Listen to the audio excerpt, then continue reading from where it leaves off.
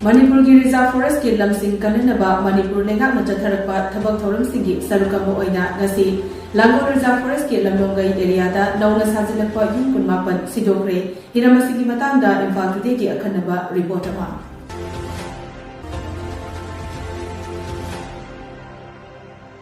Langol Reserve Forest ki manung chanba Khabam block ki compartment number 6 da leiba Chief Minister Nongthombam Biren gi kendrasu oiriba Mantri Pukri ki Lamlongei village da Kanglon kaina nongna sajilakpa yum kunmapan ngasi Central Forest Division na takthokre yamna santi oina irang amata thokjana chathakiba drive aduda yum manga amadi hana masa masana sidokiramle Central Forest Division ki DFO su oiriba Conservator of Forest RK Amarjit na luchingtuna team ahum thokna khaidoktuna Imphal East Police ki Additional SP K Bijoy yauna masing yamlaba nupi police sing yawba police team amaga loinana ayuk pung 8 makhaidagi eviction gi damak mafam adu yauki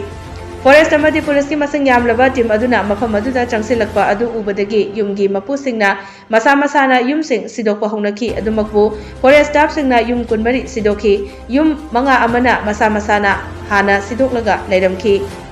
Central Forest Division na yum sing aduda mamang tha March 18 da so cause notice thaduna April 3 faubagi manungda mafam aduda yum sajinduna leisinbagi maram piraknaba khanghankibani matam asi faubada Chap chaba paukhum laktabadagi April 10 faubagi manungda yum aduda leiba pochai sing hondoktuna mafam adudagi hongdokkinaba khanghankibasu leikhre hairi upai leiti lo ni na ko akoi gasi di ko topna adu noigi sanze du nuai ke makha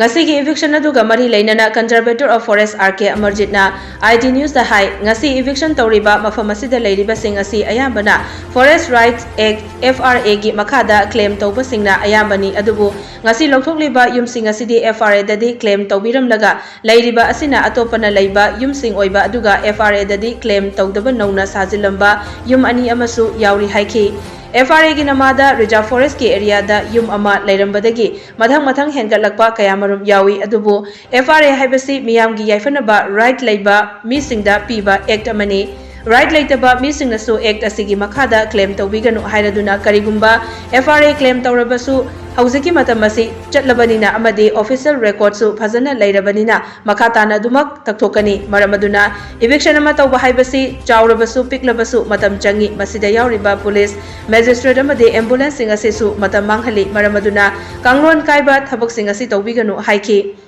Mahakna makhatana hai Langol Reserve Forest asida lam khopsinduna leiba asi masing yamna leiri adubu court ki case mayam ama pending leiba maramna lokthokpa ngamdabani adubu Langol Reserve Forest ki area gi oiba record sing clear oinaba hotnari haujiksu ayamba sarukti loisille masi hek loibaga court chatuna haijaraba matung court ki ayaba ga loinana lona yadaba sing lokthokani ayaba singna adumak lehogani hairaduna Langol Reserve Forest asi phajana lehognaba leingak asinasu yamna kanna hotnari haiki Forest Rights Act thi khoigi mayamgi yaifanaba thangai singna khoigi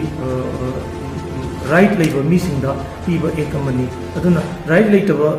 misingna masigi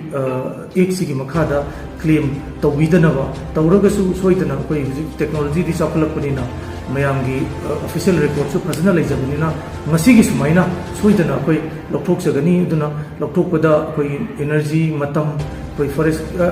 forest tangatana police yauri magistrate yauri koi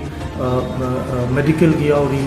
mayamgi matam manghali aduna mayam masi tawbiganu haidana thamjage ani subadana akoi gi Langol Reserve Forest da masi ngasi mak akoi enforcement leitabra hairagati yamna leiri akoina lokthok sabangam dabagi maramse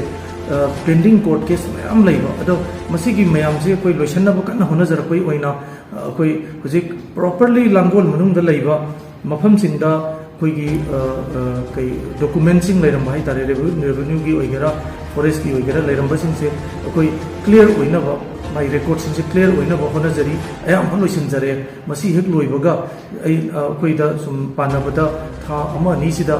masi clearance oimak loira koi gi records in clear oira mutungda honorable court ta koi na haijar kanda sida leire na puthokchara court na ꯑꯌꯥꯕ ꯄꯤꯔꯛꯀꯅꯤ ꯍꯥꯏꯕꯗꯨ ꯑꯩꯈꯣꯏ ꯊꯥꯖꯖꯕꯅꯤ ꯃꯗꯨ ꯍꯦꯛ ꯂꯣꯏꯕꯒ ꯑꯩꯈꯣꯏ ꯂꯥꯡꯒꯣꯜꯒꯤ ꯂꯩꯕꯤꯔꯤꯕꯁꯤꯡꯗ ꯉꯁꯥꯏ ꯑꯩꯅ ꯍꯥꯏꯖꯕ FRAꯒꯤ ꯃꯈꯥꯗ eligible ꯑꯣꯏꯕꯈꯩꯗꯤ ꯑꯗꯨꯝ ꯂꯩꯖꯍꯧꯒꯅꯤ ꯃꯗꯨꯗꯤ rightful ꯑꯣꯏꯕ ꯃꯁꯥꯒꯤ